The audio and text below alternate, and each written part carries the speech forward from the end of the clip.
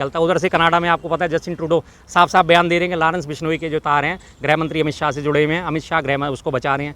फिर कितना बड़ा नेक्सस चल रहा है। इधर योगी का इस्तीफा मांग रहा है, महाराष्ट्र में अमित शाह जी का इस्तीफा मांग रहा है। अमित शाह जी के जब एक तो कनाडा का प्रधानमंत्री लगा रहा है, आप तो कहते हो विदेशों में डंका बज रहा है, कितना बढ़िया डंका बज रहा है। कनाडा के प्रधानमंत्री ने बाकायदा आरोप लगाए हैं। और उसके बाद सबसे बड़ी बात इसी बात को इस बात से बल मिलता है कि जब उससे महाराष्ट्र सरकार द्वारा उसका प्रोडक्शन वारंट मांगा जा रहा है तो फिर क्यों नहीं दिया जा रहा। आपको इससे क्या मतलब है, आपको भेजना चाहिए ना। साबरमती जेल में वो बैठा हुआ पता नहीं कहाँ कहाँ अपने इशारे कर रहा है, कैसे उसके पास टेलीफोन मौजूद है, कैसे उसके पास मोबाइल मौजूद है, क्या संपर्क सूत्र उसके पास मौजूद है।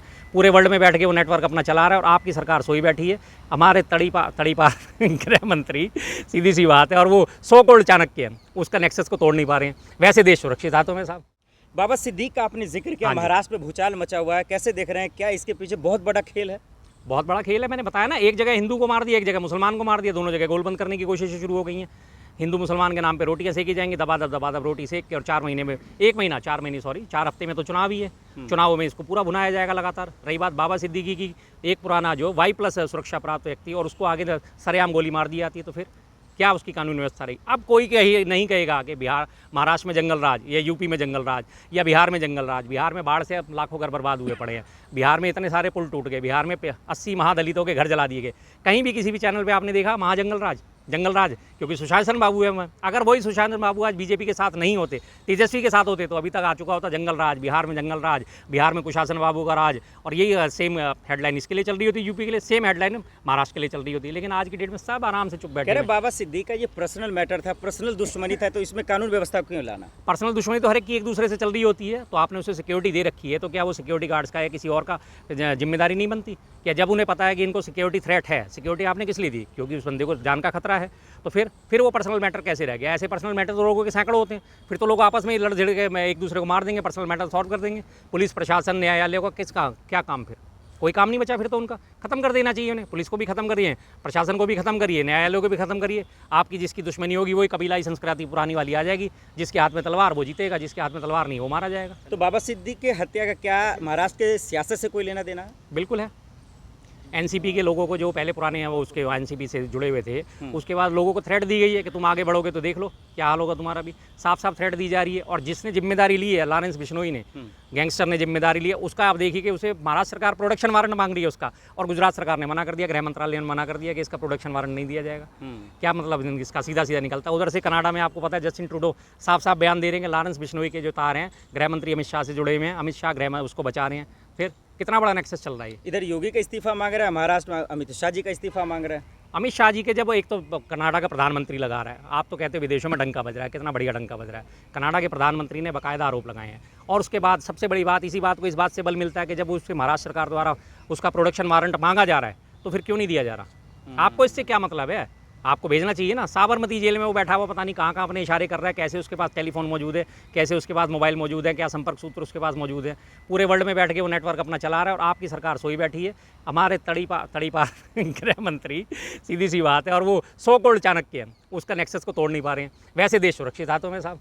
चुनाव की तारीख का ऐलान भी हो गया महाराष्ट्र में? हाँ, हो गया, बिल्कुल हो गया। लेकिन एक चरण में सिर्फ? हाँ, एक चरण में है। क्या इसके पीछे भी कोई खेल है?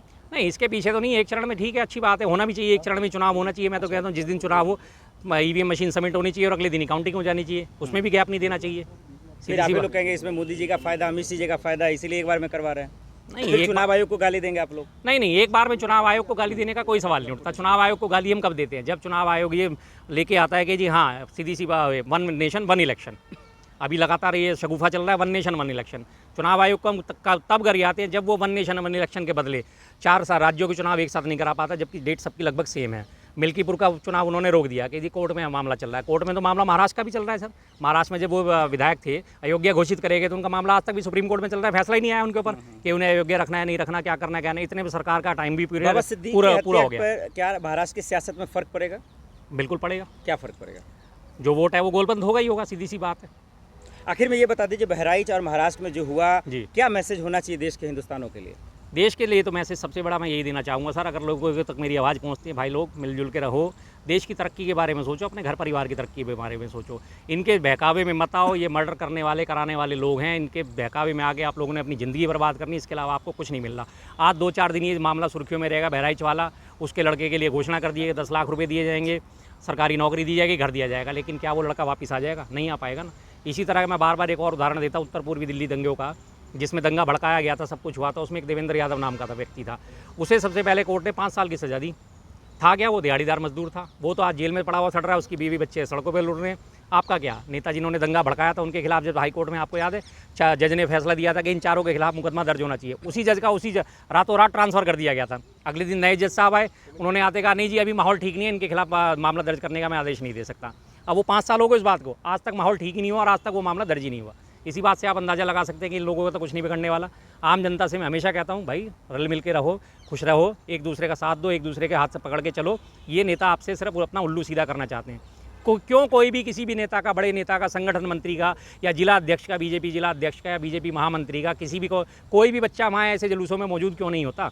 हिंदू तो तुम भी सारे दिन करते हो, जनता तुम भी सारे दिन करते हो, वहाँ क्यों नहीं पहुँचते? ऐसे मौके पे कोई नज़र नहीं आता कहीं भी।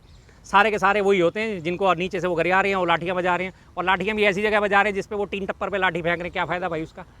कुछ हो जाएगा टीन टप्पर पे लाठी बजा के? आवाज़ ही निकलेगी और क्या होगा।